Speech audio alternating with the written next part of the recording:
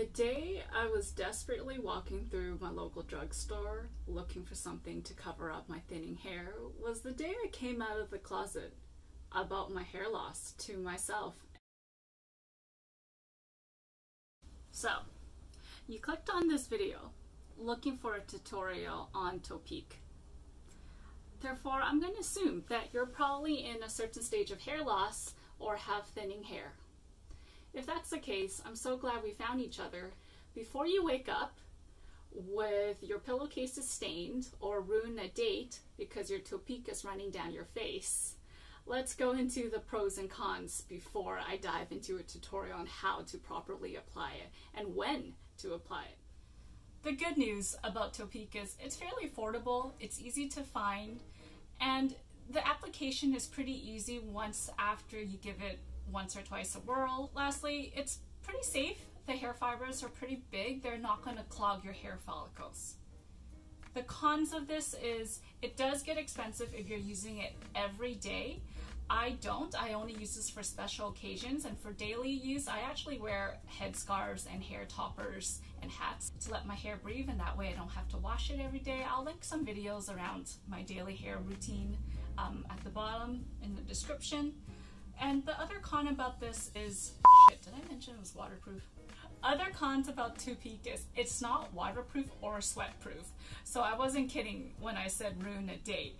If it starts raining, carry an umbrella, and you definitely don't want to sweat in this because it starts clumping and it actually just sinks down to your scalp. So it looks like you have like a black inky scalp. Now that we've covered the pros and cons of this, let's actually apply it.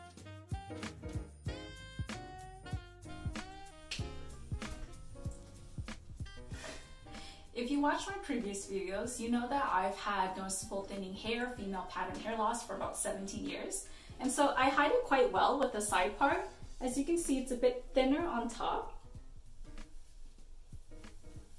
But if I part it in the center,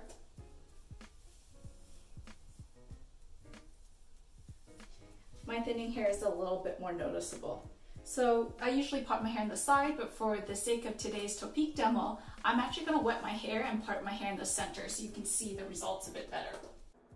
As I'm parting my hair, let's go over a few basics before the application. The fibers bond well when your hair is clean and dry. I prep my clean hair with dry shampoo to keep it fresher for longer, that's important.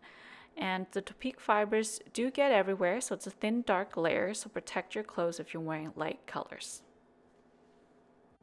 A key step to this tutorial is using something to help define your hair parting. Either a tease comb, a makeup brush, or even a chopstick. Get creative. I see a lot of demos where folks start dumping the product onto your head, and that's not really a natural look. No one wants a fluffy helmet of hair, or at least I don't. If you do, that's cool with me too. When you achieve the coverage you want to set it with a high quality flexible hairspray. I should mention you don't need a lot of hair to act as kind of like a wireframe for the Toppik to grip onto, but you do need some hair on your head. Unfortunately, I ran out of Toppik during this demo, so you can't see the full effect of it, but even with the little product on my hair, you can already start seeing the more defined hair parting that I'm able to achieve. Ta-da!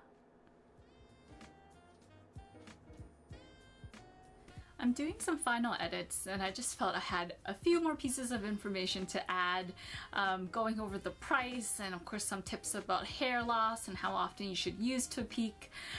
First off though, I'm so sorry I ran out of Toppik.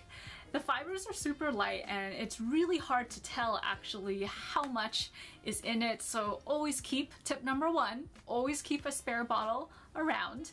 And number two, in regards to pricing, I just checked my local drugstore. I'm located in Canada, in case you didn't know, and it's about $30 to $32, probably $35 after taxes and things of that sort. We have insane taxes here, by the way, in Vancouver, BC. I truly only use it for special occasions, and out of that one bottle of Toppik, I probably had about 10 uses. Now keep in mind, I cover a lot of my balding with a side part because a lot of my balding is center and near the back of my head, and so I only need a little bit of Toppik. Like I can't imagine somebody with, you know, more severe stages of hair loss, how much Toppik you would be going through. So on to my next tip is I do share a lot of advice on how to style your hair so you're not washing your hair every day and you're not styling it every day. More gentle hairstyles like today. I have my head in my hair in a scarf.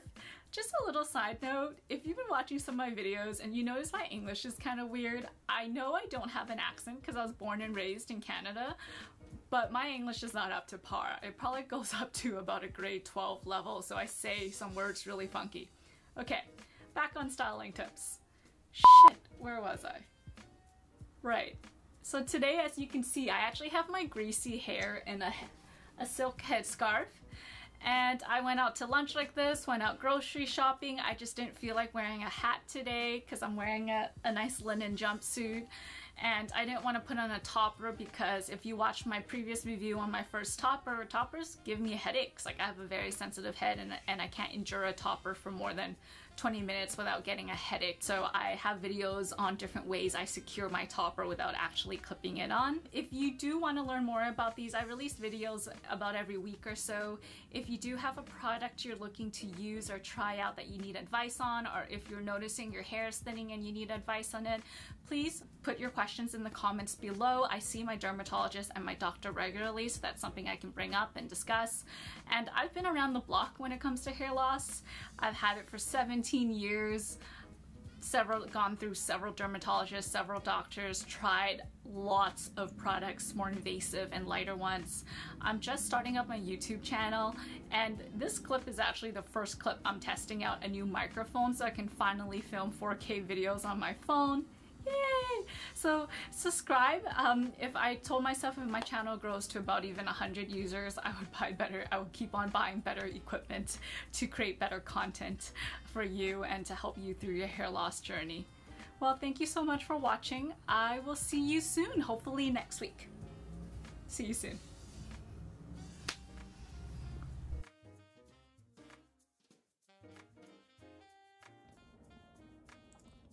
Hi everyone!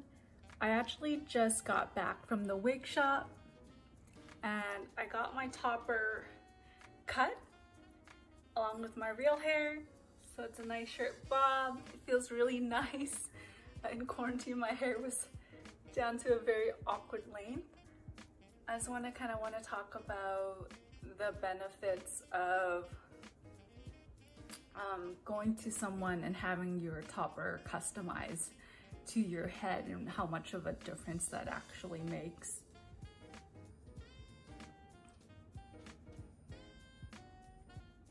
It's worth it.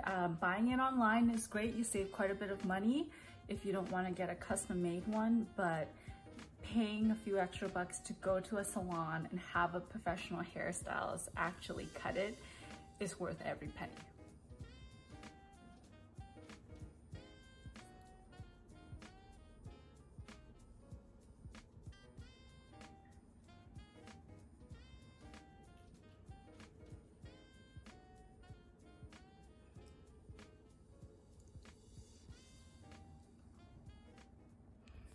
Action.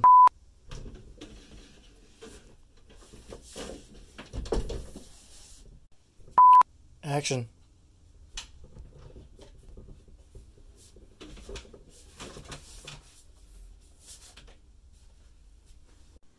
I could probably sketch out my journey of self-love and acceptance through the course of my hair loss cut.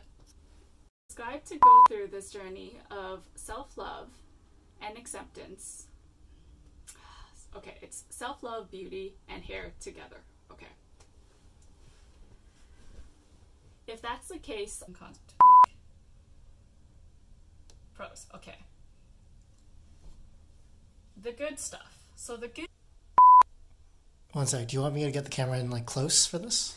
Yeah. Maybe I should face you in this. You do that. Okay. Okay. Back on styling tips. Shit, where was I?